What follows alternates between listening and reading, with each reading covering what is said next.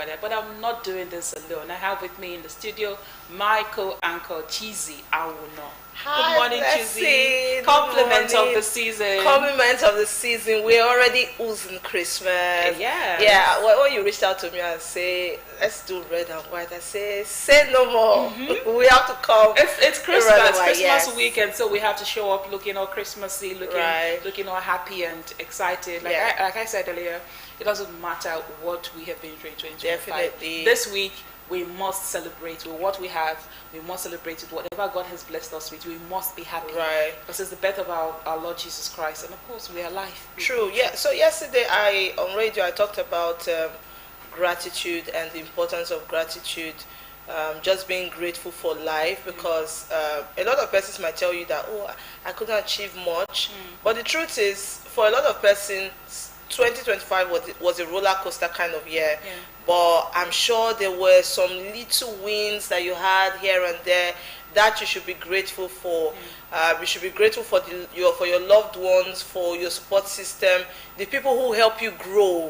Yeah. You should be grateful for them. So, yeah, be grateful. Just be grateful and be happy. Be happy. Let's see what 2026 will bring. And even though the year is almost coming to an end, I think we have just 9 days to the new year. There's nothing that cannot happen. So that job that you have been looking for can even come on the 31st of December. Indeed. So do not lose hope. And if you have any thoughts of ending your life, don't even think about it, because suicide is a no-no. You will even go to hellfire. Exactly. So don't even attempt it. All right. Let's move on to our trending stories now. And this morning we'll start with the story from the ADC. The African Democratic Congress, ADC, has called on the federal government to suspend the implementation of the 2025 tax laws, citing what it described as the forgery of certain provisions. In a statement on Saturday, ADC spokesperson Bolaji Abdullahi accused the government of altering key sections of the laws, including what he termed criminal insertions that allegedly granted the federal government express powers to arrest individuals and take over property for non-compliance with tax regulations. The ADC therefore called for immediate suspension of all the 2025 tax laws signed by President Bola Tinubu to allow for a comprehensive legislative review. He added that the party would resist any attempts to enforce laws that were not duly passed by the National Assembly. President Bola Tinubu had in June assented to 4 tax reform bills after months of rigorous scrutiny and intense debate by lawmakers and stakeholders across the country. The bills, now laws, are the Nigeria Tax Bill, the Nigeria Tax Administration Bill, the Nigeria Revenue Service Establishment Bill, and the Joint Revenue Board Establishment Bill. The federal government has scheduled their implementation for January 2026. However, concerns have since emerged. A member of the House of Representatives, Abdulsamad Dasuki, recently raised the alarm over alleged discrepancies between the versions of the laws passed by the National Assembly and those contained in the official gazette, insisting that some provisions were altered after legislative approval. Now, this issue has been trending since last week. Just like I read out, it's a particular lawmaker that's raised the alarm that the tax laws that should start from the implementation should start from January 2026, which is just barely few days away. Let's say 10 days away. Yeah. Right? The laws now, they're no longer bills because they've been passed into law. Yeah. The law, what was taken to the National Assembly and what the National Assembly approved is different from what's in the official gazette now. And trust me, this is a serious issue. Yeah. If the National Assembly has passed into law a particular bill, it is now law and it's to be implemented in the next 6 days. And now the official gazette is having something different. Alterations have been made. It is a serious issue. Now this is way beyond political issues. And it's not just the ADC coming out to want to complain about the policies of the federal government. This is a serious constitutional and governance concern, because it is like overriding the powers of our lawmakers, overriding the National Assembly, and the lawmakers should really look at this. And it brings to mind the fact that the legislature and the executive, they seem, they should have seem not to be a synergy. Yes, they should have this cohesion, this synergy Yes. between them.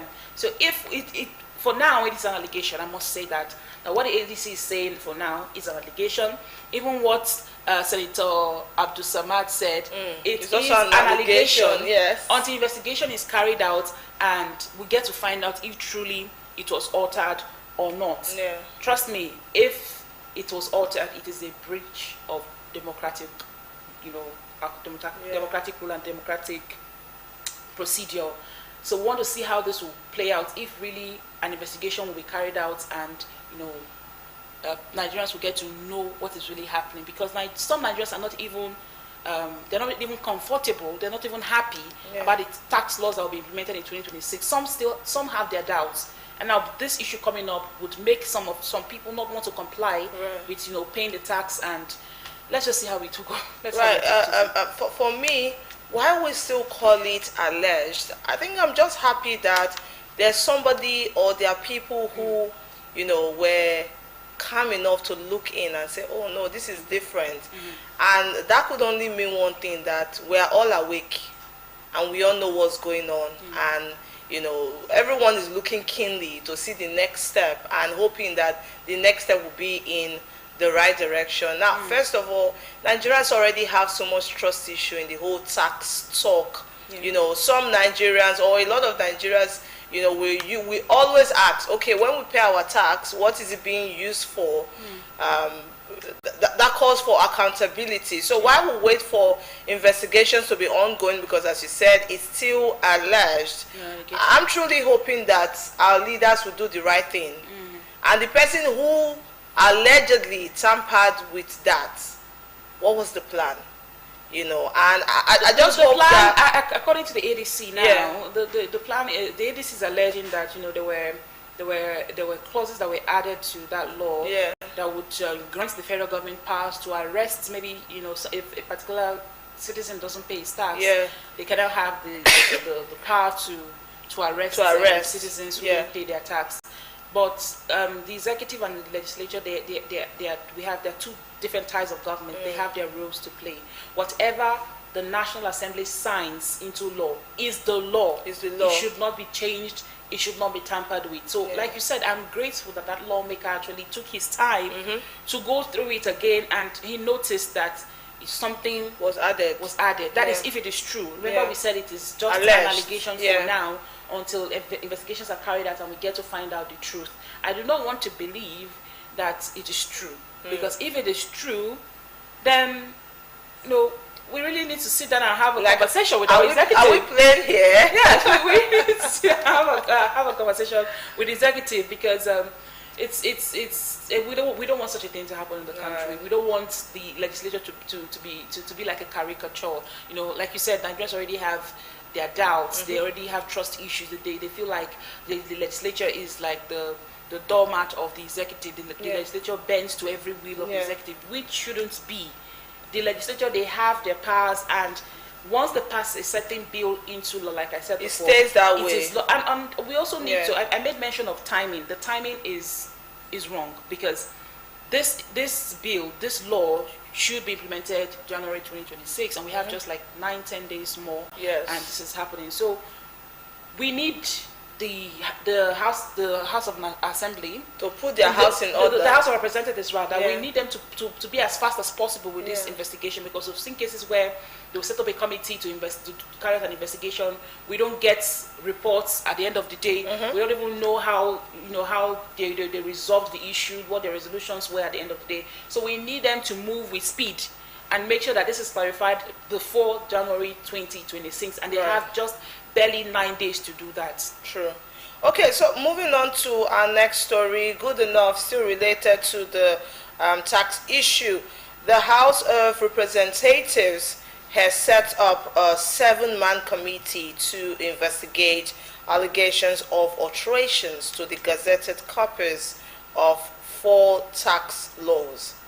The probe followed a matter of privilege raised during plenary by Sokoto lawmaker Abdul Samad Dasuki, who alleged that the Gazette Tax Act in circulation differ from what was passed by the National Assembly and signed into law by President Bola Tinubu. So, Blessing, I was just about to say that a law that has already been signed, passed, and then signed into law by the president, and somehow, it was they now tampered with it. I think it's audacity. You know, that's if it's proven true. Yeah, that's if it's proven true. For me, I don't want to believe that. I don't even want to believe, because if it's true, then the audacity is just screaming. And I also want to say that it's a good thing that a 7-man committee has been set up. I think another body has given 7 days for the investigation to, you know, for everyone to know what's truly going on. I think 7 days is even too much. Yeah, 7 days is too much. We have barely 9 days to the new year 2026. So 7 days is quite too much. We need them to move with the lightning, with the speed of lightning. We need this to be resolved as soon as possible, because there is nothing to look at. It's just to go look at what the House of Representatives, what they signed, and look at what's in the official gazette now. Is that simple? And then whatever was added or subtracted, whatever was added you remove, take it out. Whatever was subtracted you add. So it's just and then you find out who is responsible, who is behind it, and let that person face the law, because the House of Representatives now has to do what it can to regain the trust of Nigerians. Like I said, Nigerians already feel like you know what the legislature they don't know how to exercise their powers. You know, so whatever the rubber stamp legislature that we have, that's what some Nigerians think. So whatever the executive says, that's what they bend to. Now, this is the perfect opportunity for the legislature, the House of Representatives, to prove themselves, to prove that yes, they have their powers and they can exercise their powers. So it is very necessary. This formal investigation is very, very necessary for them. And then if they carry this investigation, they would be proving that indeed they have constitutional power. And they want to play that constitutional role. However, the credibility of this probe is what I am concerned about. Exactly, that's what I was just about to say.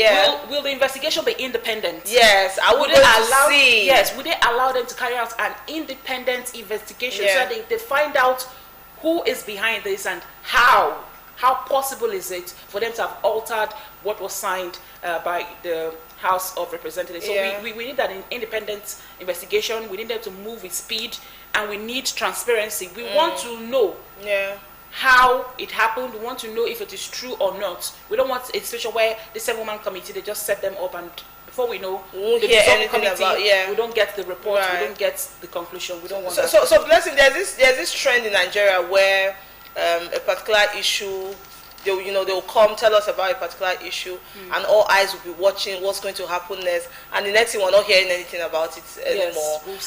We'll truly hope that will not be what's going to happen in this case, because when we talk about tax, everyone is involved. It all affects all of us. So we truly want to see, what is going to come out of this. So we truly hope that the persons involved, the 7-man committee, will be allowed to operate independently and do the investigation properly. When they do that, if they find out anything, we want to see reports with consequences. We want to see results with consequences, so that such a thing will not repeat itself at all. So this, like I said, this investigation is very necessary, because if they uncover the truth and they find out, oh yes, this happened, there are discrepancies, it will raise questions, but it has to be done. It will raise questions about internal control in the executive and the legislature, how it is possible for such a thing to happen.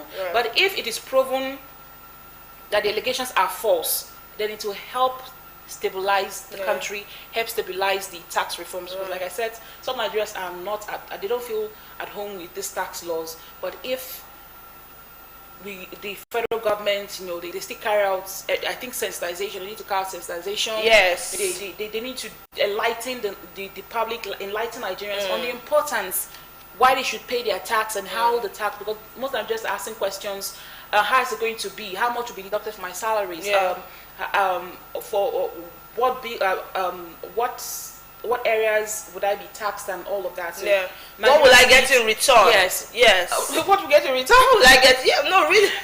No, you don't get anything in return. You pay your tax as a citizen. What is going to be done afterwards? Are you Okay, promising me? What would this money do? Yes. Yeah. Are you promising me of, you know, constant electricity?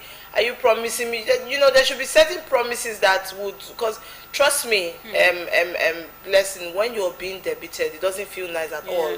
You know, So but when you know that you're being debited and the money is being used for something that you can see, yes, you know, true. you won't be so pained. So I truly hope that 2026 will be a great year for all of us. Amen. And just for the House of Representatives, just know that this will shape public perception of the 2025 tax reforms and determine whether Nigerians will view them as, like Chizzy said, legitimate tools for development, or as instruments imposed through questionable means. All right, let's move to our next story. House operatives of the Lagos State Police Command has arrested a housewife, Mrs. Mistura Bada, and her accomplice for allegedly staging her own kidnapping and extorting a ransom of 2.5 million naira from her husband, who resides in South Africa. In a statement issued on Saturday, the command spokesperson, SP Abimbola Adebisi, disclosed that the police received a distress call from the unsuspecting husband, who reported that his wife had been kidnapped and was still being held captive despite the payment of a ransom.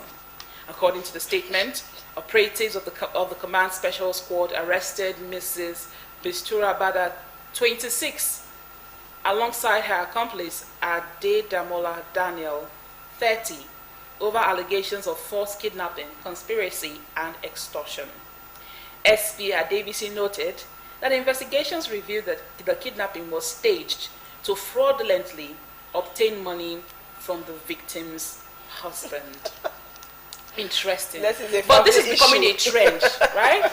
No, it's not a family issue. It's becoming a trend now in families where people stage their kidnapping. And I don't know how to place it. I don't know if I should say this as a result of the harsh economic realities of the country. People want to make money. But I don't even want to justify it at all. I don't think there's any reason, any justifiable reason for you to stage your own kidnap to defraud your family member, to defraud your husband. The other time it was in Delta State here where we saw a lady who spent the money her brother gave to her to throw a lavish bridal shower because she wanted, you know, these are societal issues that we really need to look at. Like I said, it's becoming a trend. And it's as a result of societal pressure and people not being content with what they have. I was just about to say that. Yes. Societal pressure, people not being content with what they have, and this is one of the downsides of social media. Yeah. Where people see other people posting pictures, doing bridal showers, and the pressure goes from here to here. Buying clothes, and you feel pressure, peer pressure, and you want to belong. It is really, really terrible. Okay, for me, I would say that it's very absurd. And yes, I agree with you when you say that social media has caused a lot of menace because personally it happens to me. But one thing about me is I cannot be pressured because there are times when I go on social media and I see, you know, maybe a friend that we all were together and I see that this person is doing, you know, so well. Somehow I want to feel sad, but at the same time, it makes me to double my hustle. Yeah, it makes me to, you know, work harder. And I want to say that anybody who ever thinks of staging his or her own kidnap is a very greedy person and has, you know, lacks contentment. Because you don't care about how your loved one is feeling at that point. Do you understand? Yes, the truth is when anyone is being kidnapped, there's panic in the air. Your loved ones, your friends, your family, your immediate family, in fact, nobody is sleeping. Then the ones who are prayer warriors automatically increase their prayer warriorship to 100. Now, for us to now hear later on that your kidnap was, you know, staged and you staged it, is very sad. On a lighter note, I'm thinking that this woman was probably looking for money for Christmas. Maybe her husband is not a giving person. 2.5 million naira is not. I think it's not even so much. For ransom. But do you know that this also this criminal act, because it's a criminal act, and like I said, I don't want to justify it, so it's inexcusable. But it also highlights the growing rate of kidnapping in our country. Yes. And how kidnapping now thrives in our Yes. society. Yes. So if I place a call to you, maybe you're home and I place a call to you, and I begin to act and pretend like I was kidnapped, you won't even doubt. Of course, you will You not. won't doubt, because Yes. you know that people are being kidnapped on a daily basis Yes. in Nigeria. These Yes. things happen. So it shows that kidnapping is now a business that is booming in Nigeria, and Yes. something needs to be done. I must commend the We police. should use the word Yeah. lucrative. That's Yes. what it now looks like. I must commend the police operatives that were able to carry out investigations and find out that there's something fishy, and they were able to arrest her and arrest her accomplice. I must commend them. We want to see our security agencies do more of this. Right. When a person is kidnapped, now I'm not talking about self-kidnap. When a person is truly kidnapped, we want to see security operatives swing into action. Right. And try to uncover it. Because when we talk about kidnapping in Nigeria, I've always asked these questions when we hear of 30 children, 100 children, 200 children were kidnapped from a community. The question is, how did they move such amount of people from one community to another place, and nothing was without done? Security operatives knowing Yeah. that such thing happened. Right. We'll get to that story, but 30 children, 100, 200, how were they moved? Did they come with cars? Were they put in trucks? We want to know these things. So we want to see security operatives more. We want to be more proactive instead of being reactive. Right. So, Blessing, I just have to say that is part of the reason why I appreciate the kind of security system in Delta State, especially here in Asaba, the state capital. At almost every point, you see security operatives. And I noticed something, that when they ask you to stop, they are observing, especially if you're a woman, they are observing you to see if you're in distress. They are sensitive to, they'll keep looking at you to know whether you were kidnapped or you were stolen before they let you go. And then I think it's only, or maybe it's just Delta State, that I've keenly observed that when a kidnapper is, being brought, being caught, there's a public show. Now that public show, first of all, is embarrassing. Sometimes the criminal starts to realize himself at that point, and a lot of times we also hear that, he has been convicted. But we don't hear that in some cases, and so that's why a lot of kidnappers would think that they can get involved in these crimes and get away with it. I think when criminals are being caught, you should lead us to the end. Especially when you bring it to social media. That's where social media is good. When you bring it out to social media to show us that, we caught a criminal, you should also show us that, when the criminal was walking into prison, we want to see these things, because it's going to serve as deterrence to others who intend to go into kidnapping, go into kidnapping, or even those who intend to force their kidnap issues, self-kidnap themselves. Yeah. So it's an issue that needs to be addressed socially in our society. We should address it, because, like I said, I don't know if it's the economic strain. I don't know if it is desperation. I don't know if it's moral breakdown. Our values are being eroded. People no longer have the fear of God. People no longer people no longer respect family ties, because imagine putting your own husband in such distress. And the fact that he's not even in Nigeria will make it worse. He's in South Africa, and he's panicking wherever he is that his wife has been kidnapped in Nigeria. It's bad, and it's bad for our name. It's bad for our name. Imagine him being in South Africa, and then he'll be like, in Nigeria again. Nigeria has happened to me. My wife has been kidnapped in Nigeria. It gives the country a bad name. On a lighter note, Blessing, I saw a movie where a woman as well was kidnapped, and of course the husband was able to raise the ransom, and the kidnappers kidnapped her again. I said, okay, that money your husband brought is your money. We now want our own. In such situations, what do? So the fake kidnap now becomes real kidnap. So I think we really need to be careful and apply wisdom in everything that we do as well. All right, moving on to our next story. The NAFDAC comes again to light as the National Agency for Food and Drug Administration and Control, NAFDAC, has issued a public alert on the recall of Indomie vegetable flavor noodles following the discovery of uncleared milk and egg allergies, which pose serious health risks to consumers with allergies or intolerances. The recall was announced in Public Alert number 041/2025 dated December 18, 2025. Now, NAFDAC disclosed that the call notice was issued by Rappel Consol of France, the country's food safety authority, after laboratory tests confirmed the presence of milk and egg component not declared on the product label. According to the agency, the recall affects all batches of Indomie vegetable flavor noodles with a best before date of February 6, 2026. The country of origin of the affected product was not stated in the recall notice.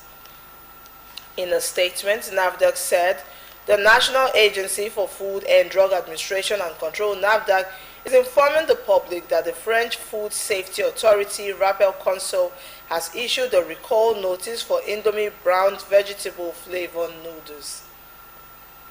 This recall is due to the presence of uncleared allergens, especially milk and eggs, which may pose a significant health risk to consumers with allergies or intolerances. The agency noted that although the official risk of the recalled product entering Nigeria is low due to the federal government's ban on noodle importation, there is still a need to heighten vigilance to prevent possible illegal entry or circulation of the affected product. NAFDAC observed that Indomie noodles remain a popular household food in many countries due to their affordability, convenience, and versatility. However, it warned the presence of uncleared milk and egg components could trigger severe allergic reaction in susceptible consumers. To mitigate the risk, the agency said it has activated national surveillance measures. All zonal directors and state coordinators have been directed to intensify monitoring and immediately seize and remove the recalled product from circulation if found anywhere in Nigeria.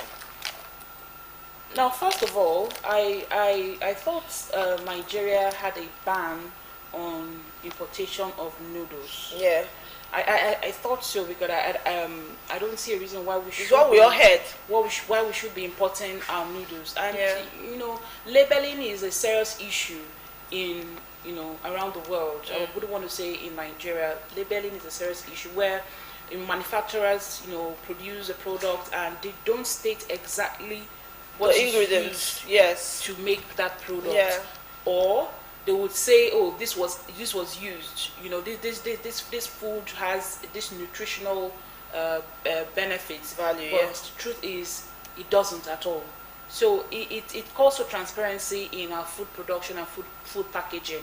And for NAFDAC, we want to see NAFDAC do more of this. So I must commend them first for giving out this alert and warning Nigerians about that particular noodles. Right. So I want to commend them, but they should do more. They should do more, because if you go to supermarkets, you look at our food products, look at our packaged products. Lots of Nigerians have concerns about it. So we want to see NAFDAC go around every nook and cranny of the country and look at products and withdraw those ones that are harmful to Nigerians. For manufacturers, like I said, there is need for transparency and credibility. I don't see a reason why you should just have the mindset of I want to make money, I want my business to boom, and then you don't care about the lives of people. Yeah. You're producing a particular noodle, you don't care about people who might have allergies, because there are some persons that are allergic to eggs, some persons are allergic to milk. Yeah. And then you use milk, you use eggs to produce that noodle, and you don't put it there. You don't think you should put it there? Yes, you just see the need to put it there. It's wrong. It's really wrong, because imagine if a person who is allergic to those things eats it and begins to have reactions. Right. So we should be careful food producers, food manufacturers should be careful of what they do, and let's have transparency and accountability in our food production. Right. So indeed, kudos to NAFDAC for uncovering this. It means that they are awake and not sleeping. But I truly also want to speak to the minds of people that in as much as we want to condemn the government for every single thing, I think we should also look inwards, look at ourselves. The manufacturers of this product, what were you even thinking in the first place? Is it that you didn't, do your proper due diligence to know that some products people are allergic to it, and so you should deem it fit? Because I don't know, it doesn't take anything to add that, oh, there's egg, it doesn't take anything. Now, I was speaking with a friend of mine who resides in the United Kingdom, and she was telling me that when you make a particular product and you are not careful enough to state every single thing that is contained in that product, if somebody uses that product and it affects the person in any way, you will go in for it, you will be sued, you will keep paying until you pay your last breath. That's the way it should be. Yes. If things were done right Yes. in countries, in our country, Exactly. people should be made to pay for such mistakes, and Dearly. so that other producers and other manufacturers would learn the lesson Yes. and understand that, when you are into food, the food business, that even goes down to the mama put and those that operate bukas. Oh my God. When you're into food businesses, you should understand that this is food. Yes. It goes into the system of the people who buy your food and Yes. they eat it. So you'll need to be Extra careful. Yes. of what you use and how you prepare such meal. Like I said, we've just said it, that there's need for accountability, there's need for credibility, and NAFDAC and other agencies that are responsible for monitoring companies, monitoring productions and what Nigerians use, food and medicines. We need more of this. We need, constant. It should not be periodic. It should be something that should be done all the time. Yeah. Go around and check out products, check out drinks, check out medicines that Drinks, very importantly, we really because let's talk about drinks just a little bit.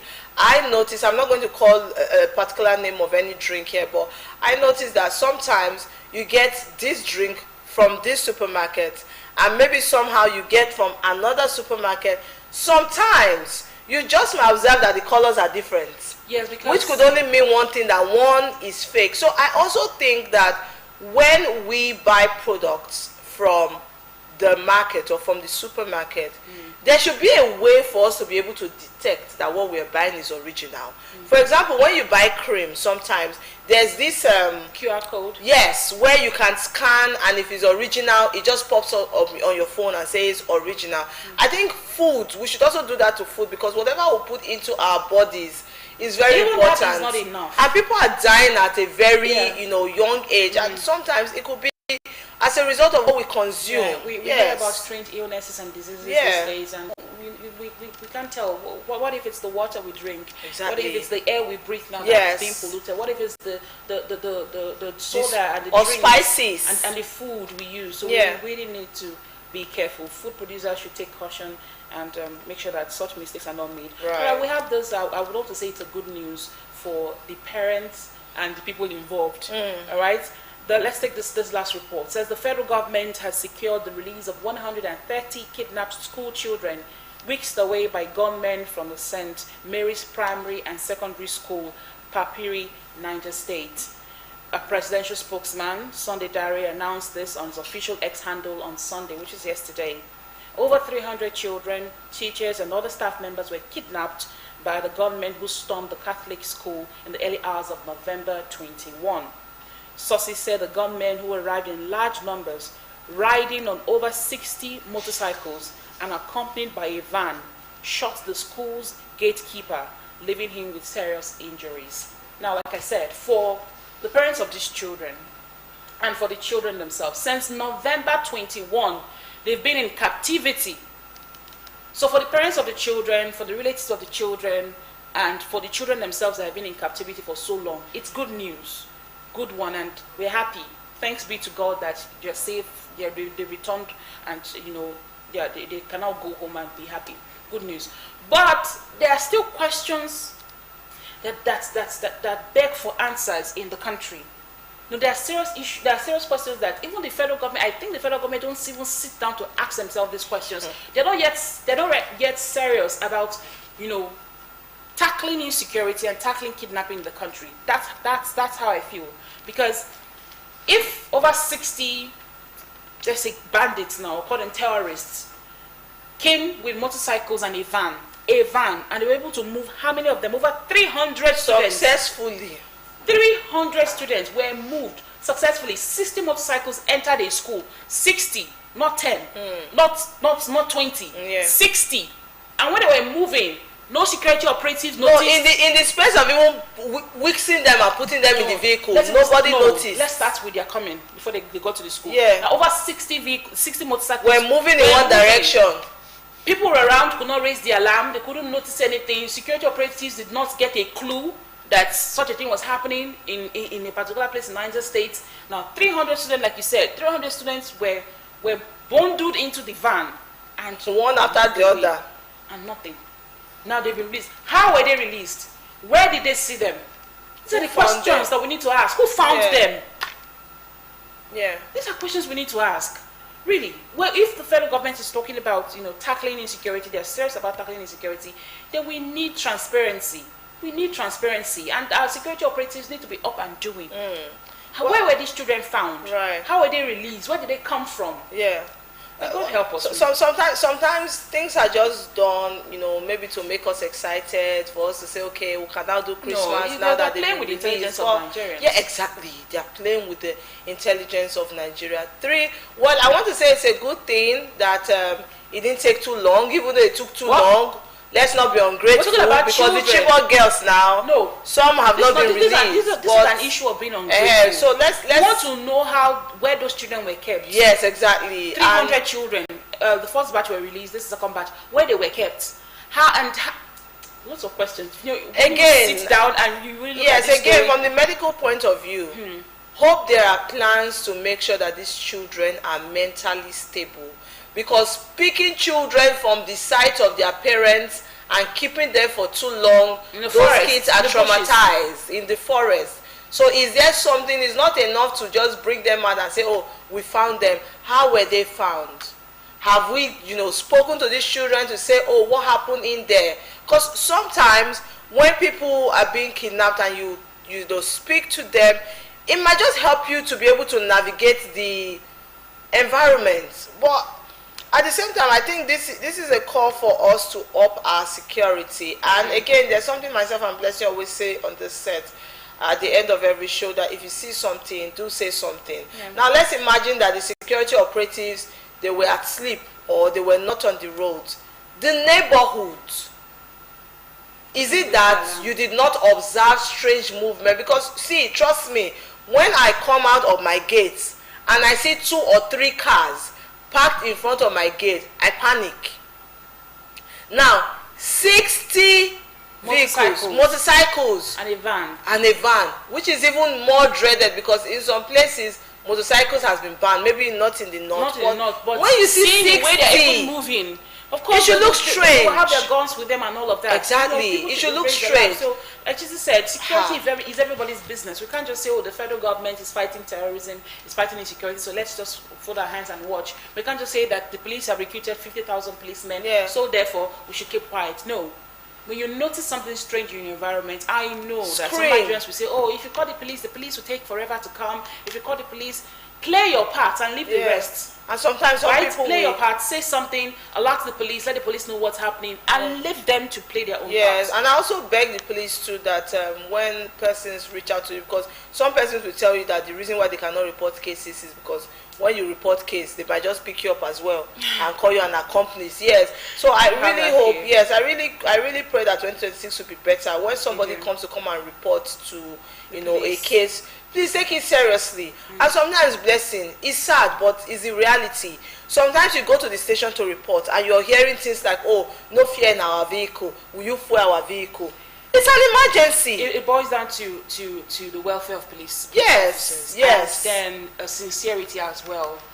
Police officers over time have complained about their welfare, complained about how, you know, their salaries, they don't have much to take home and all that. We see their vehicles. Sometimes you look at the vehicles of police officers. If you look at what developed countries, you see the cars that their police officers use. You see how good it looks. Yeah. I think our police officers deserve the same as well. But at the so same their truck time, shouldn't be looking like something that has been abandoned. But right? at the same time, you have the federal government should provide them with something. all they need, even Right. their guns. Like these terrorists that we talked about, they come with 60 motorcycles. I think police officers should have motorcycles as well to move easily, and they should have, you know, well sophisticated weapons to fight these terrorists. Because trust me, these terrorists come with weapons, well sophisticated. I wonder, we're still asking, how do they get access to those weapons? Yeah. So that's it. It's a good one. We say thank God that the children are back home there with their parents. Like Chizzy said, they should be taken to the hospital. They should be checked, and then there should be some kind of rehabilitation for them because they've been through a lot. They've been in the forest. Some of them will be traumatized. They won't forget this for the rest of their lives.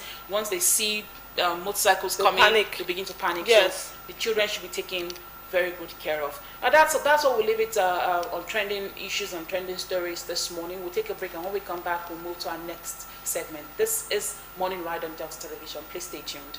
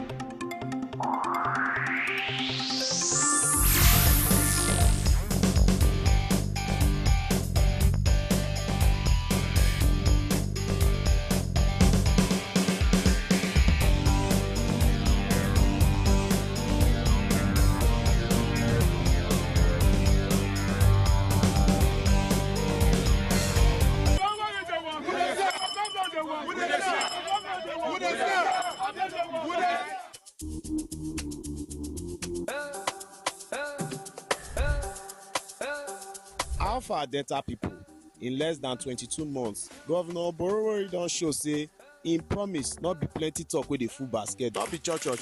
With im more agenda, meaningful development, opportunity for all, realistic reforms, and enhanced peace and security, progress don burst out everywhere. Im don upgrade over 500 roads, initiate over 300 new ones, and build plenty bridges where they connect our communities.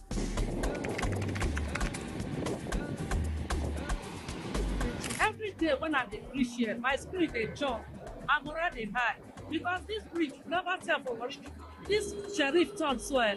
Julius Berger is the high. Sheriff, yes. For education, over 3,000 teachers and support staff don join, and schools don dey get better shine. I really want to say the government have done a good job providing us with these new buildings because we lack lecture halls. We are grateful to the government. For the health sector, 1 billion naira, you dey hear wetin I dey talk? 1 billion naira don burst out our health insurance. Hospitals don dey get better modern equipment and new health colleges don open. Every day, changes dey happen for Delta State. For agriculture, 1 billion naira intervention fund dey help our farmers to produce better food. Make we not begin to dey talk about empowerment sef wey dey sup for the state. Sheriff don touch over 250,000 lives for the state. Our administration is fully committed to what government expected to do for its people, which is to empower them to overcome the challenges of life and enable them to achieve their full means of happiness. Everybody no go lack for his life, his generation no go lack. As he remember me, remember my daughter today, make God remember her.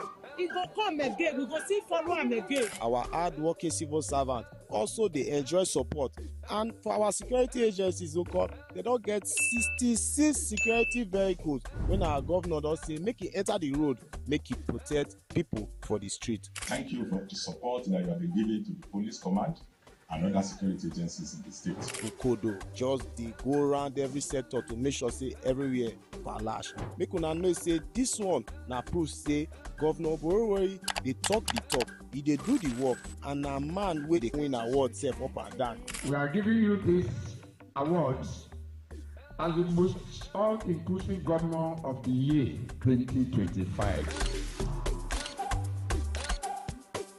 This na sign say im dey bring hope and progress for every corner for Delta State. Make we join hand celebrate our leader wey truly dey make Delta State dey shine.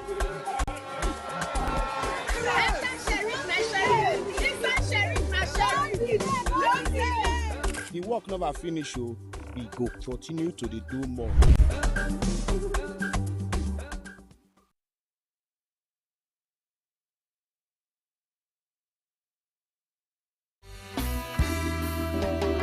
Oborevwori government dey do numerous projects and e still dey go on to dey approve new projects, and e no still dey borrow money.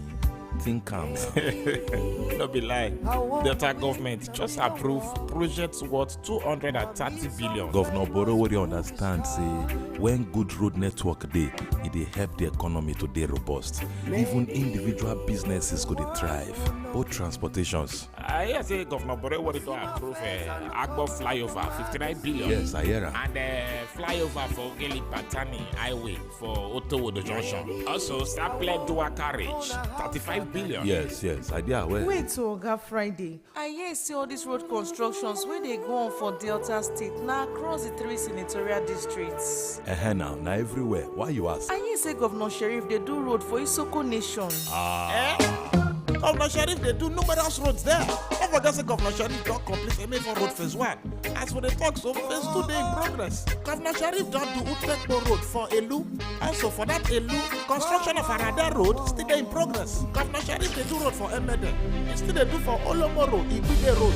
Also, 3 internal roads for Ideheze community. Construction of bridge dey in progress for Asaba Asa. And this Asaba Asa bridge, when it dey completed, e go connect Uzere for Isoko South to Asaba Asa for Lopa East. Don't do. Governor Sheriff more agenda. Na really matter. Governor Sheriff came prepared to govern with excellence. Brought to you by Delta State Ministry of Information.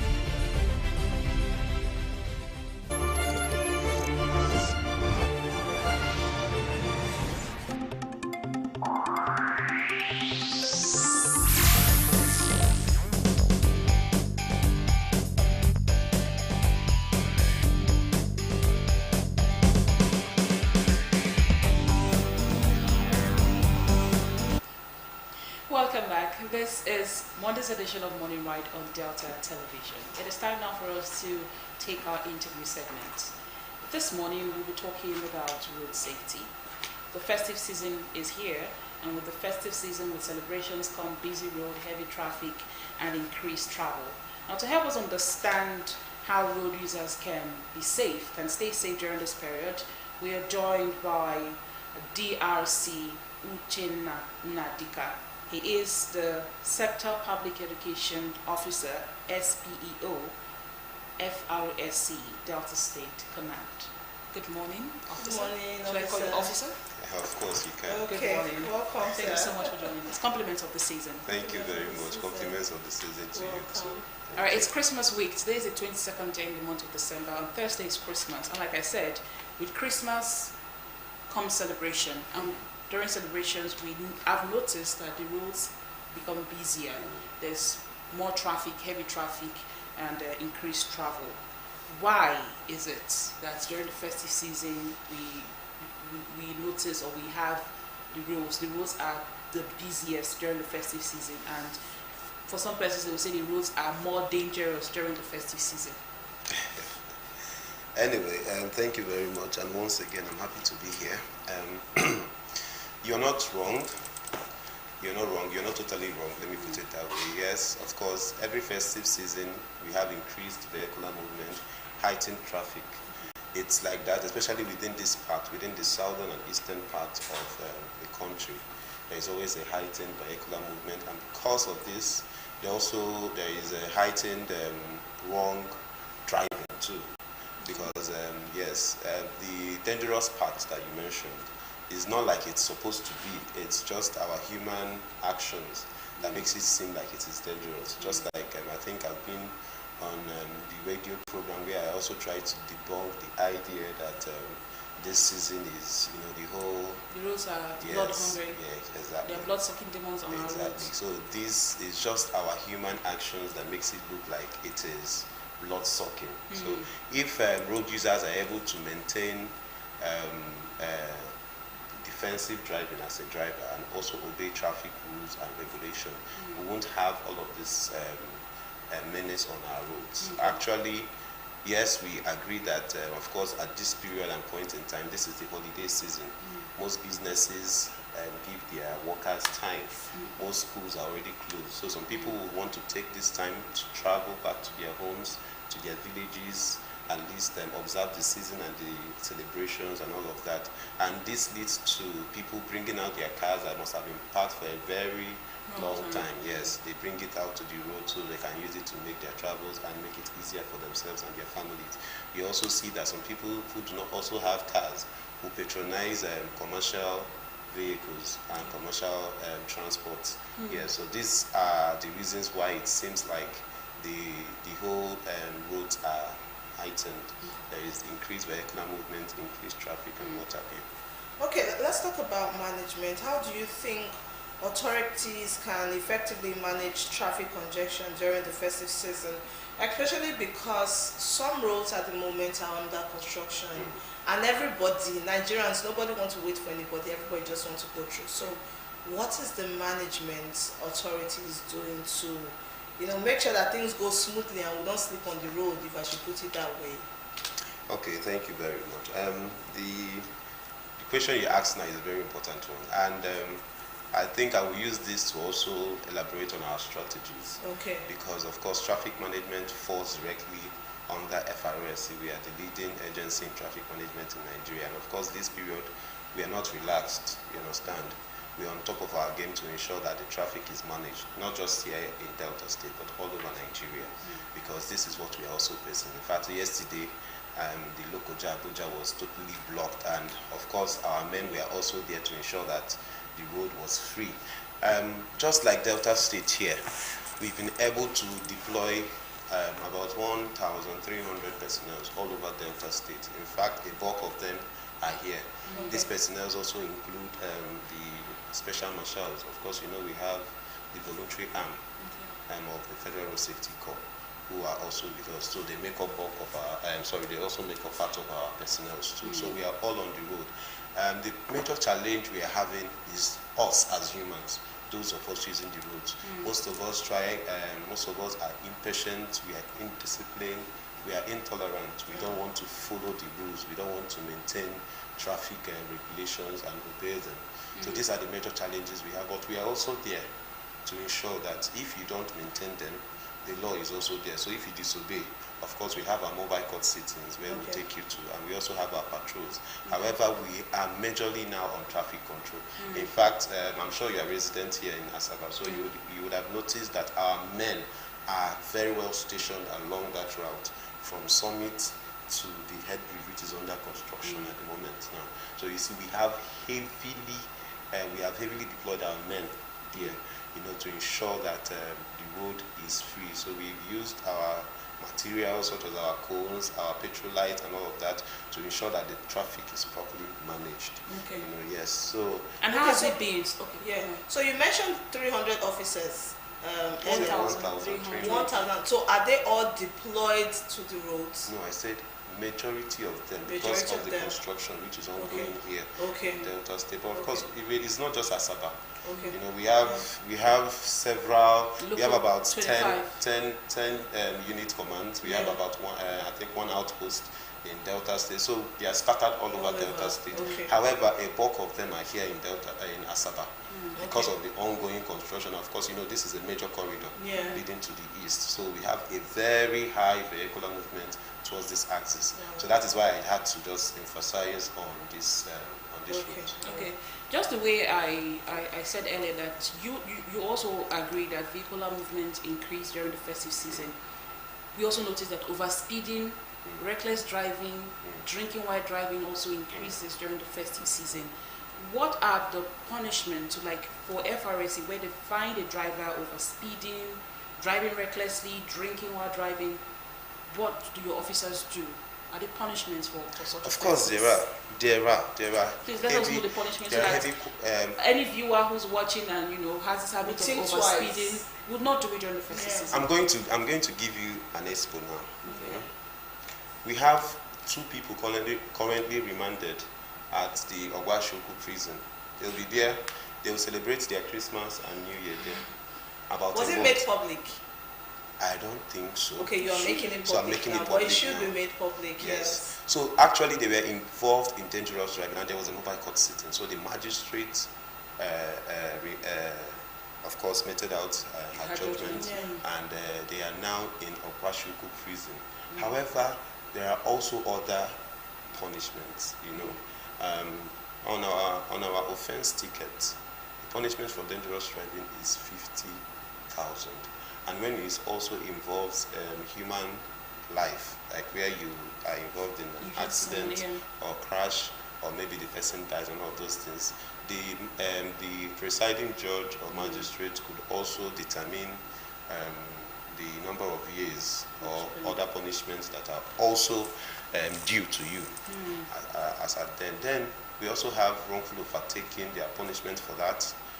Wrongful overtaking? Of course, it's also part of dangerous driving. When you also drink and driving under the influence of alcohol is also part of dangerous driving. When you also engage in use of phone while driving, it's also use of seat belts too. I said use of seat belts too. Use of seat belts is not dangerous driving. No. So there's no. There are some offenses. You're risking your life if you don't. There are some. Yes, that is your life. But when you talk about dangerous driving, these are offenses that would affect the lives of other road users too. Okay. Do you understand? All right. And of course, we have also before now we already kicked off our Ember Months campaign. Not like we have campaigns already going on, but of course within this period we increase our campaigns are heightened. And let me also say that part of our strategies also includes public enlightenment. We visit parks. In fact, we take out every opportunity, even if there is a small gathering, we would like to be there to talk to them, because we have a bulk of road users, we have a bulk of drivers and passengers and what have you. So we always like to speak with them, and that is also one of the reasons why we are here, because we know that the viewers also would use the road. Okay, so we take out every opportunity to enlighten the public. All right. So for persons who say they don't know, people who want to act like they don't know, let us know, how can individuals contribute to reducing traffic congestion and ensuring road safety during peak seasons just like this? Okay, beautiful.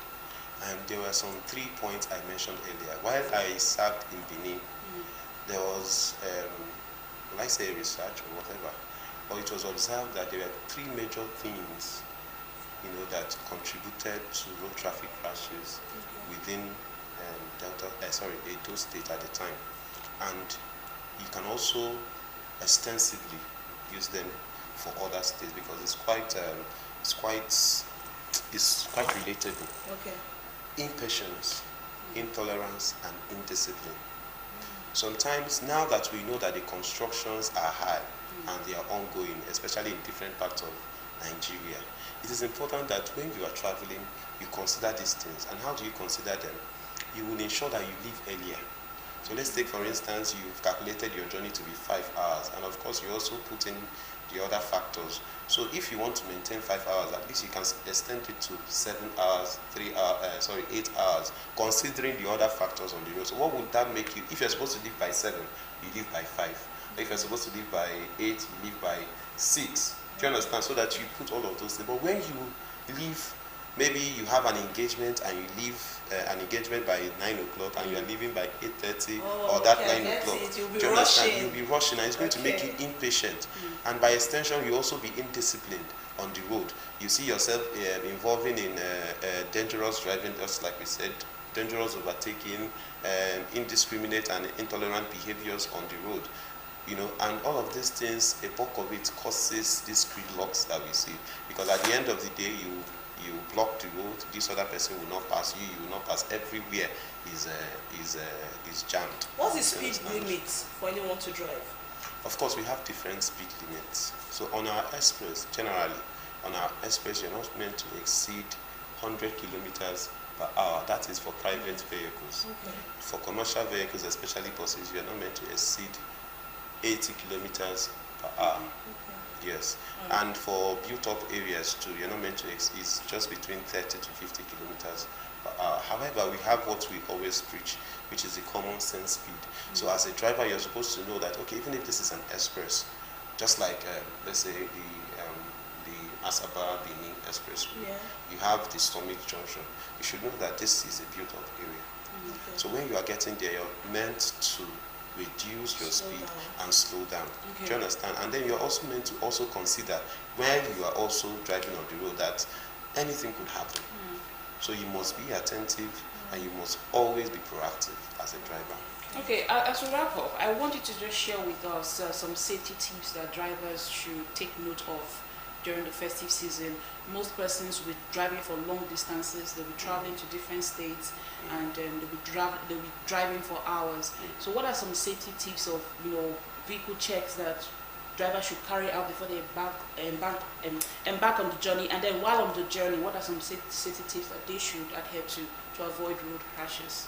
Okay, I'd like to use this opportunity to highlight our theme for this period.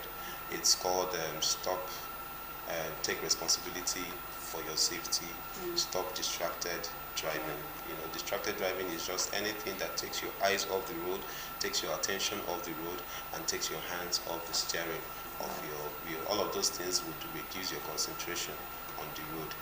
Having said this, it's also very important that drivers also consider their health. We've had, last week we had a crash at Iseluku involving about 7 people or so. What happened, the driver, before he embarked on that journey, already was not feeling well. And his passengers also noticed that the driver was not feeling too well. But the driver was insistent on driving. It's nothing. And while he was on the road, they had already started commuting from Onitsha and going to Lagos. So they were already at Iseluku, and the guy collapsed on the steering. Oh my God. He collapsed on the steering and it led to a fatal crash. Actually, he died instantly. Oh my God. He died instantly. One other person was injured and the other people just a few scratches and all of that. So you should consider your health. If you notice that you're not feeling too well, please, it's not compulsory. Your health is quite important. So it's better you just disembark from the journey, disengage. And also, passengers should also speak out and take responsibility. Just what if other passengers also died? You know, what if? So these are the kind of questions we ask ourselves. So when you see a driver engaging himself or engaging in unsafe driving habits, such as making calls while driving, such as drinking, or even notice that he was drunk before he took over the wheels, please always speak out. You can call out the management of the company that you entered their vehicle, or you can report to any security checkpoint you see. They have the training to address such situations. Or you can also call our toll-free line, which is 122. 122. Even if you witness any crash or any traffic gridlock that you would like to call our attention to, please ensure to call 122. Is a toll-free line. Just 122? Yes, 122. Once the number is dialed, they will inform the nearest command or the nearest team closest to the point. And of course, we have a timeline of 15 minutes. We are supposed to get to the point of the crash. So within 15 minutes, we are there. Or even in less than 15 minutes, we are there. So please, it's important that as road users and as drivers, we take responsibility for our driving. Please, let's ensure that we take responsibility. Stop distracted driving. Don't distract the driver. Drivers should not also distract the passengers also, so that we will have a better celebration. Only the living celebrates. Indeed. We've been talking about the festive season, busy roads, managing traffic surge and safety. And we've had with us DRC Uchenna Nadika, the Sector Public Education Officer of the Federal Road Safety Corps, Delta State Command. Thank you so much, Officer, for coming and for sharing with us those vital safety tips. As we celebrate this festive season, let's remember that arriving alive is the greatest gift. So drive safely, obey traffic laws, and let's keep our roads safe for everyone. Once again, thank you so much for joining us. Thank you so much. Thank you for coming. All right, we'll take a break. When we come back, we'll have our interview segment with our pharmacist. Please stay tuned.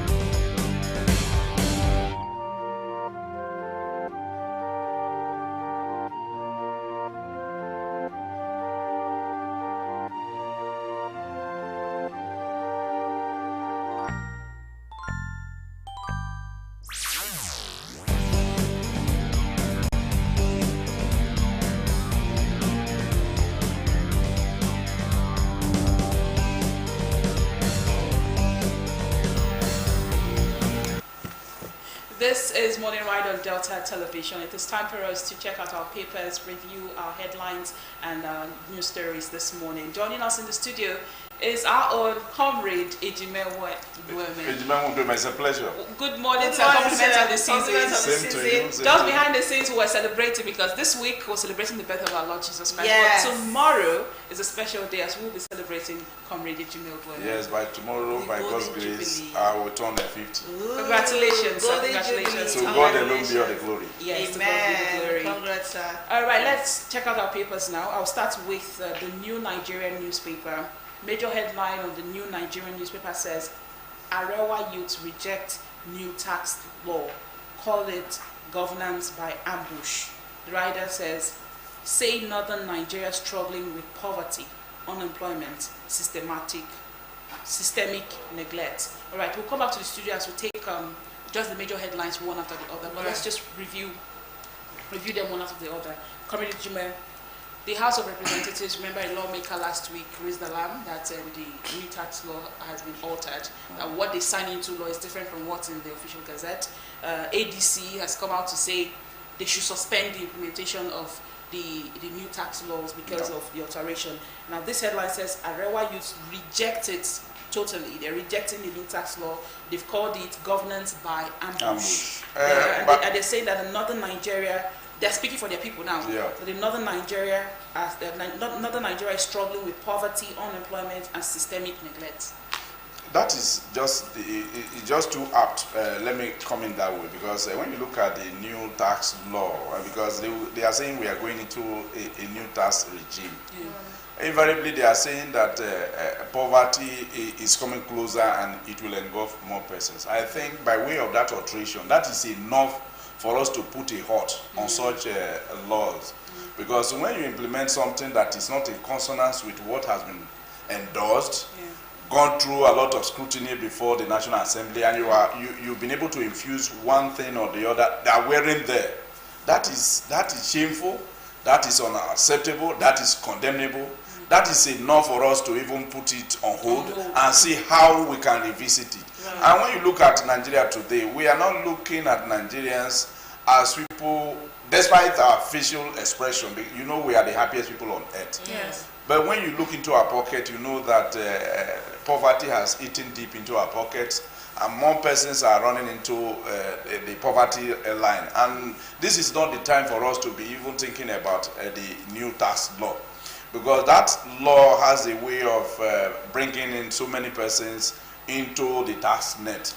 And so many of the investors in Nigeria today, if it comes into implementation, many of them will even go under by virtue of what they will pay from whatever they ought to have realized by way of dividends. So, for me, to sum it up here, I will say that because it was altered, not falling in line with what was approved by the National Assembly, even with what was approved before now, people even raise an eyebrow over it, let alone going to infuse one thing or the other that people are not too conversant with. I think that is an ambush, and that should lay the issue to rest for now. Let Nigerians breathe. Okay, the next paper here we have is the Nigerian Tribune newspaper. And first here, the screaming headline says, U-Tide DHQ police orders deploy more men in strategic locations. The writer to that story says, Army kills 21 terrorists, intercepts logistics in Borno. I'll just take this one more story because it leads to the one I would take. It says, remaining adopted Niger school students regain freedom. When you look at the number of some of these kidnap cases, as in a situation where students numbering over 200, how were they carried? 300. Was it through the terrorists arrived in 60 motorcycles and just one van. So no, are you telling me that there is no security personnel on that route? There are so many things that needs to be explained to Nigerians. Because if in Asaba, for instance, you want to carry somebody through Nebisi Road, even if it is through Bolu Road, before you get to Bolu Market, you must see some persons. When you look at a vehicle, you read the it looks facial, suspicious, you yes. read the facial expression Yeah. of people who are in there. And when it happened, it's not as if it happened and people were not aware about what happened. Maybe 2 days later, 3 hours later, immediately it happened. You know, the social media has a way of intimating you of things happening, especially Yes. when it has to do with negative things. But when you browse through the internet, you don't see positive things. Yeah. But as a news person, I know that the negative aspect, that is the news, as far as a news gathering is concerned.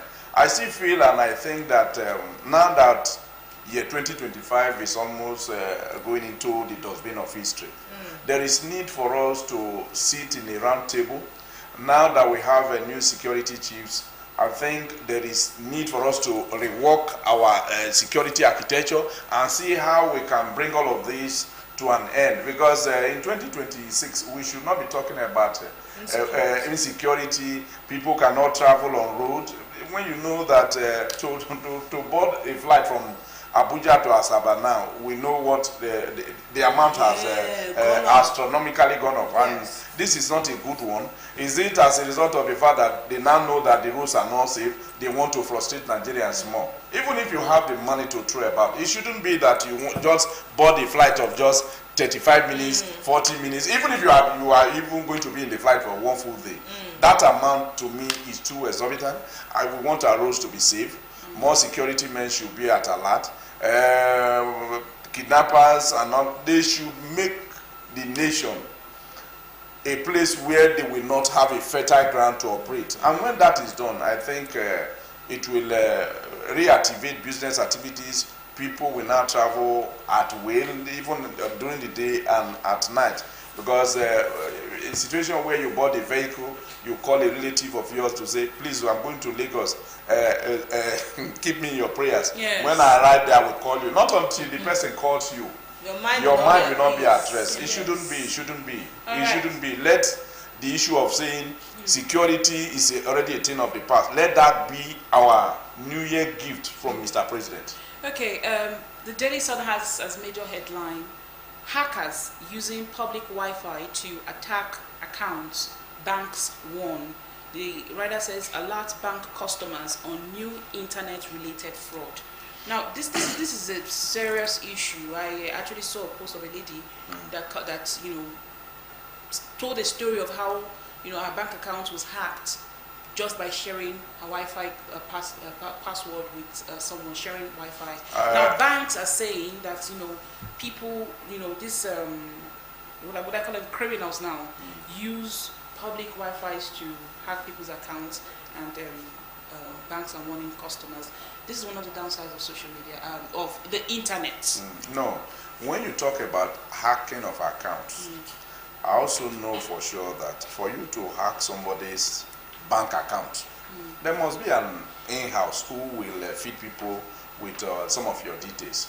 Because if, for instance, you receive a lot of 5 million naira in your personal account today, believe me that before today runs out, you will receive a call from that your bank. Somebody pretending to be in charge of that account to say, please, that's your name, your birthday, your BVN, you need to call. So there is always a connivance between hackers and bankers, people who are working in the banking sector. If you want to go to any of the ATMs now in Asaba, go there. Before you arrive there, you see one of their security men tell you, how can I help you? Yes. In trying to help you, that person is trying to decode and encode your password and so many other things. Before you leave that premises, you will see that some money will be deducted from your account. So what all this actually means is the fact that we should be more security conscious. If you are trying to do any bank transaction, keep it as secret as you can. I see a situation where some persons will give their ATM cards to either their driver. People can sell it at a giveaway price. You know that poverty dictates what a man can do. If you want to know the real character of a man, give him money, give him position. You know, at times we men will just tell you that we are very faithful. Put that person in an enviable position. Give that person money and see whether he or she will be too faithful as you thought he would have been. All right, that's the most we can take about this headline. I think I like this headline. It says Dangote Refinery begins PMS sale at 739 naira. It's not about talking about the amount. You know, when there is an upward increase in pump price of petroleum product, you go to any filling station. That second they adjust immediately to tell you that look at it too. But when there is a downward trend, they will tell you that we have old products, and they will sell that old product for weeks, months. Okay, so, the writer says urges Nigerians to report non-compliant stations. To who now? If you report every day you have a car, do you go there? If you go there to refill your car, and you discover that you in trying to dispense and they under dispense what they are supposed to give to you, and you are paid for 900, and when you calculate the sum total of all that you got is below the amount you paid for. How many persons have been? Where do we go to? Even when you report, who takes the next step? Yes. So these are issues that our National Assembly members are supposed to look into. If a filling station is retailing petroleum product and you under dispense such a filling station, the certificate of the license of that filling station is supposed to be seized for life. Because the people should be punished to act as a deterrent to others. But day in day out they keep robbing us. Are you talking about making calls? Unsolicited text messages will enter your phone. Before you say Jack Robinson, because you are trying to do one or two things, they said you have clicked one thing. Yes. My Glow number, I have vowed not to buy the charge card on that. On that 10 seconds, they collected 1.5 that I clicked on one rubbish. I'm so sorry. so sorry about that. I will not even buy 100 naira recharge card. Thank God.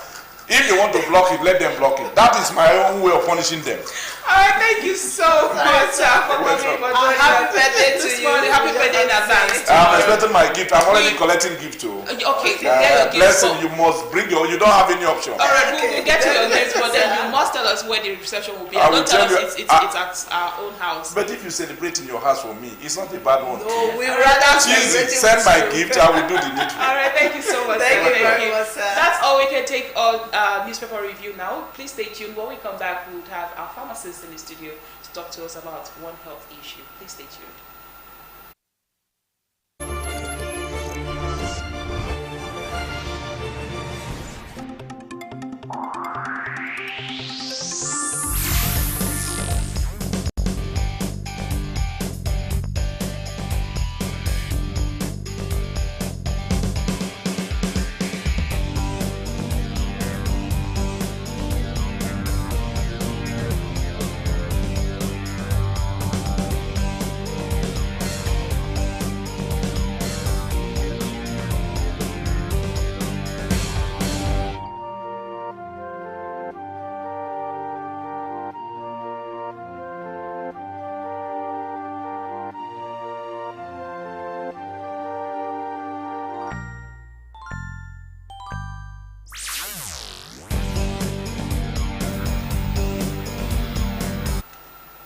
Welcome back to Monday's edition of Morning Right. It's the festive season, a time of celebrations, parties, and social gatherings.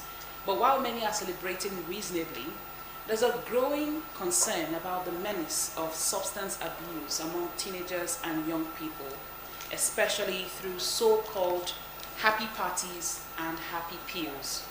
Today, we are joined by pharmacist Gregsonil Idubofu. Good morning, sir. Thank you so much for joining us. He's going to help us understand the dangers and how we can protect our youth and our young people in Nigeria.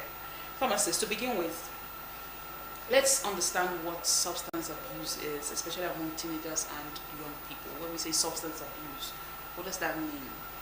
All right, so substance abuse, drug abuse, this is something we always echo every now and then in all our programs, be it discussing other health conditions. We always mention that substance abuse. So in layman terms, substance abuse is the use of illicit products. When we say illicit product, there are some products that are banned, there are some products that are controlled. There's this unregulated, unprescribed use of these products. So when you talk about products, are you talking about drugs? Yes, I'm talking about drugs. Okay. But we are trying to use substance because now it has gone beyond just medications now, drugs now. Because some people, they abuse all manner of things. It will shock you to know the kind of things. Even in the kitchen, there are also substances that people can concoct and they inhale, they get high. And the rest of it. So that's why I say substance abuse. So these are not recommended. They are not recommended usage. But people just go ahead and use them and for different reasons. Okay, what do you think is the main reason behind substance abuse among teenagers and youths, especially in the context of happy parties and happy pills? And also tell me, what are the signs you look out for to know that, you know, you're a child or a teenager or youth around you is abusing substance, especially in the early stage of it? Let's just take it one after the other. Let's start with defining happy parties or happy pills. What are they? I'm just hearing that for the first time. I've never heard happy parties. Happy pills. Right. Then the other two questions she asked, what's the reason? Why are we hearing of, you know, increased use of, you know, these drugs, and you said signs. Yes. Okay. So I'll start by defining what those terms, happy parties, happy pills. You know, they are not, you won't see the gazetted in any medical text. So, but these are street terms. Yes, so street slangs. Happy parties, I'll start with happy pills. Happy pills, anything people take to elevate their mood, you know, make them more emotionally balanced, so to say, in quotes, you know, give them that energy, make them more active. They call those ones happy pills. We have so many examples of them. The ones they call, what's it called? There's one, the popular one they call Molly, ecstasy.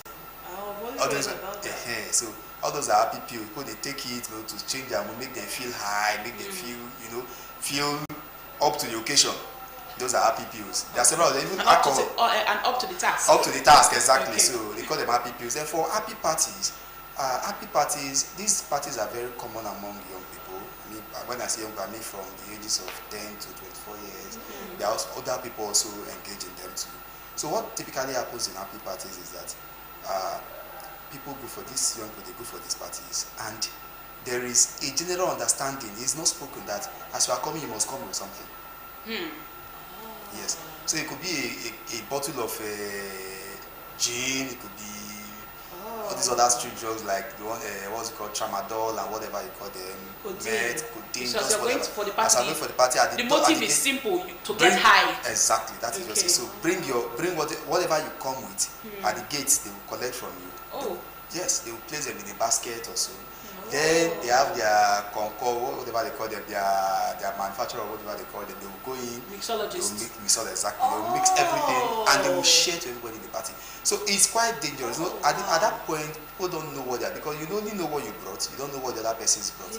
So, but by the time they finish mixing them, you see them, they take it, they are happy, they are jumping, jubilating, and the rest of them. So it's quite a thing, because most parents, with the days where parents will need to do better. Most parents don't know, apart from the fact that your children, your adolescent children, they just want to say, "Mommy, Daddy, I'm going for Chinonso's birthday party or this one." So they tag them anything. Nobody will call them happy parties. Could be Nonso's party, Awereso's birthday party, just anything. But there must be a name. But they know, the young people going for the party know that this is what they are going for. The party. It's a hidden code. So, but if they tell them, I'm just going for a party, want to hang out, you know, parents will be, Gen Z, they are very smart people. So parents will be alert, will like, what kind of party are you just going? But once they target, I'm going for a birthday party, host party, this is my classmate, you know him and you know her, and so okay, be safe, even give them transport to go and help them. Transport will be damaged. So that is it. So that is, and it's very common. And again, these parties are very much are more common around festive periods. So this period there are going to be so many parties. We're having pool party, we're having this, and the rest of them, and people are attending these parties. So as parents, we should know how to monitor our kids. Like Chidi said, what are some signs that we would see to know or to suspect that? Yes, basically, you know your child grew up with you, so you should know your child better. Once there's a sudden change of mood, sudden change of behavior, you should suspect that there is something wrong with this child. A child that hitherto will not talk back at you suddenly begins to talk back. So parents will actually write them off to say, he's a teenager, he's growing. It's a lie. It's not true. Although that teenage, that adolescent 10 to 24, 10 to these are the rebellious. exactly. They will tell you it's the age of rebellion, but that's not true. There are people, we all went through adolescence. We are rebellious to our parents. Now our parents beat wisdom. So even so that's just it. But some parents will always excuse bad behavior. Okay. Then when you do that one, you don't forget that age, that's the age where these children, they form habits, they develop habits, physical habits, psychosocial habits and the rest of it. So you need to really monitor them, be strict in monitoring your kids. And back to what Chizzy asked, why are we seeing more youth and young people getting involved in these happy parties and happy pills? Yeah, the truth is that a reason that's pushing them? There is a reason. The truth is that we are not doing much. We are trying our best, but we are not doing as much as we should be doing to curtail this issue of drug. People that say these drugs, the drug dealers and they have to push it, they have to sell it now. It's just like when you produce Gary, you want to market your Gary. I think they are stronger. Their force of marketing their product is stronger than the force of resistance we are putting up. So that is why you're having more persons abusing drugs. So you see them, sometimes they give these things for free just so that to get people addicted, hooked up on the drugs, and before they start making money of it. So imagine it's just like when you have a rice shop, and oftentimes you call, come and take free rice. You give them free rice. When you give them, next time when they come, they want to buy rice from you. So those are some of the strategies this boy uses. So, and again, peer pressure is on the increase. Right. People want to belong. People want to belong to the groups. Okay, you don't know anything. You are not doing this. You are not meeting up. So people really want to meet up. Okay. And again, escape from realities too. People want to escape from realities. This thing is difficult. Let me just take drugs and sleep it off and the rest of it. And even social media. Social media is also contributing because you see them. Recently, I think there was one lady arrested in Benin. Was it Benin also? Selling all this cake. I don't know what they call it. Brownies. And she was boldly advertising it on TikTok. And they picked her up. So those are some of the areas. These are some of the things that has caused the increase in all these happy parties, happy pills, drug abuse among the youth. Okay, so fam, I will tell you something. A lot of persons are listening to you out there, and as you said, some Gen Z parents might not sit their kids down to say, oh, this is how this can harm you, because if you preempt and tell them, oh, you can die, like when we're growing up, they tell you straight up that you go to a fire, like any sin at all is a fire. So we're scared of that. So I just want to know, are there any underlying mental health issues that may lead to substance abuse, and how can they be addressed? And after abusing substance, are there health issues? Because some people will tell you, all die is die, Are there specific mental health cases that could come out of substance abuse? All that is until they are faced with death. Then you now see they're struggling for life. So drug abuse, people that abuse drugs, they are not normal people. They need help. Drug abuse is a sickness. So that's just it. You should know that it's a sickness. So that's why sometimes at the various regulatory bodies, the enforcement agencies and the rest of it, like NDLEA, the police narcotics, the state drug control committee, and all those bodies that are involved in this drug abuse matters, they don't go with the approach of arresting, detaining, or penalizing drug users. Now they take it from the aspect of these people need help. That's those that abuse substance. So for some years now, the campaign has been, bring your wards that you suspect are using medications or using drugs, or these abusing substances. Bring them in. Let us help you to do what? To counsel them. Let's try to reverse that, because it's a mental issue actually. When somebody, if you don't take a substance, you are not normal again. You can't function properly. It has become a mental issue. It has become mental. And again, when people that eventually end up at the rehabilitation centers, that mental management is also one of them. They try to manage them, all the psychiatric management, and they are all part of it. So because they want to reverse their mental focus. Because, of course, like you said now, that most Gen Z parents, I think what we should look out for, I think that was a question you asked before now. I did mention sudden change in behavior.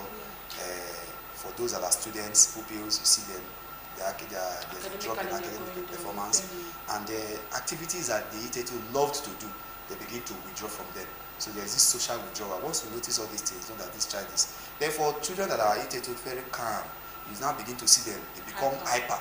you should suspect that something is wrong. Yes. Okay. So the signs are there. Nobody will tell I use drugs. There is only in some cases that you see some like those that are taking Purumiri, you see them manifesting openly. For some of them, is that they manifest through withdrawal, social withdrawal, they withdraw into their shell. Although that are entirely quiet, gentle, they become hyper, then they talk back so at you should look out for change in moods. Exactly.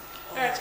Aside from mental illnesses or mental disorder that can happen when you abuse drugs, what are the immediate health effects of substance abuse? Because some persons mix drugs and alcohol, which shouldn't be. So what are some immediate health issues that can arise from abusing substances? Okay, fine. For the immediate health issues that can arise from substance abuse, well, some of them can be fatal. Understand? We've seen people that after taking these substances in huge doses also, they suffer respiratory collapse.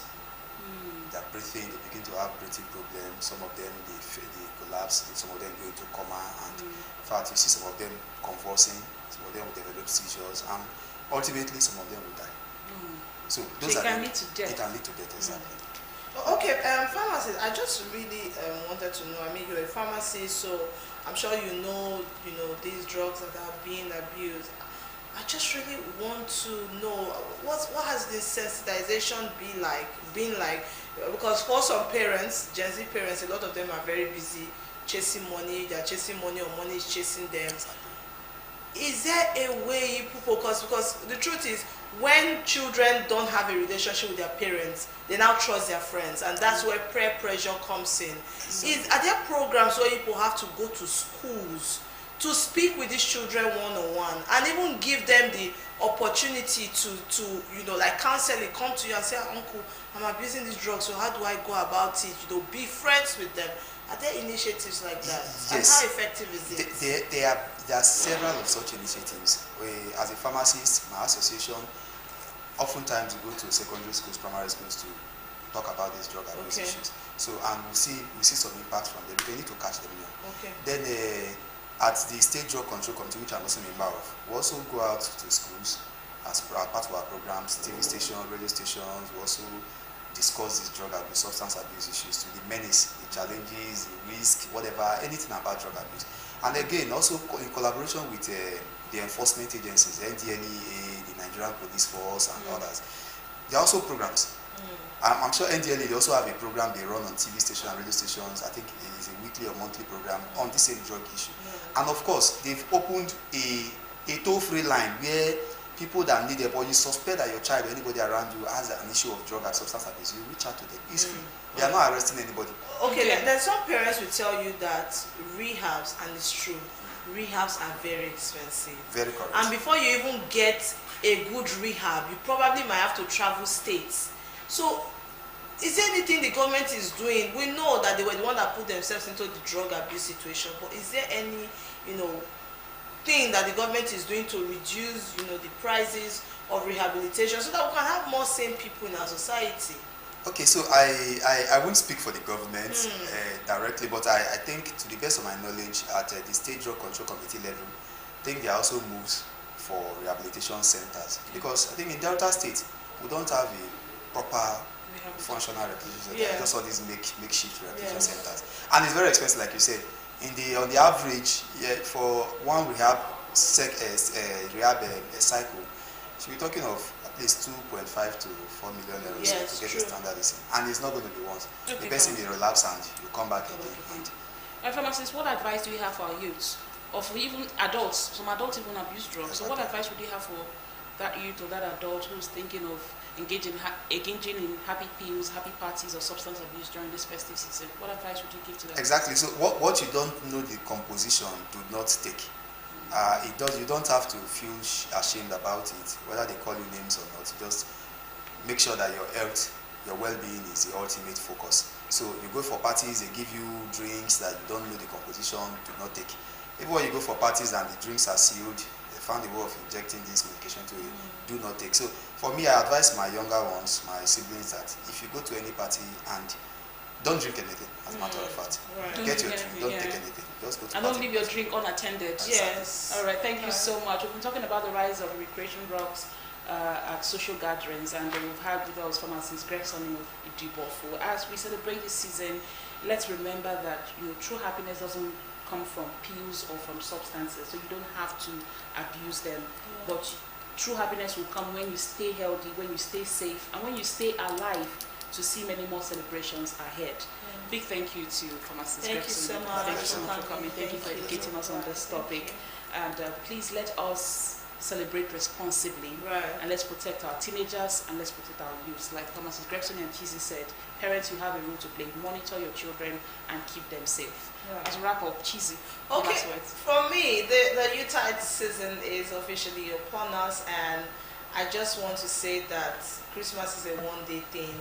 As you're celebrating, do celebrate wisely. I know we all want to be outside to celebrate, but please, if I were to so invite you for a party, ask her, is it a happy party or a normal party?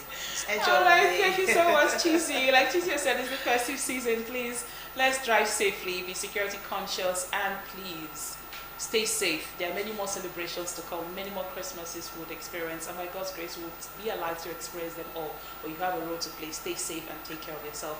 On behalf of the production crew, we want to thank you for joining us today on Monday's edition of Morning Ride. See you tomorrow, 7 a.m. bright and early.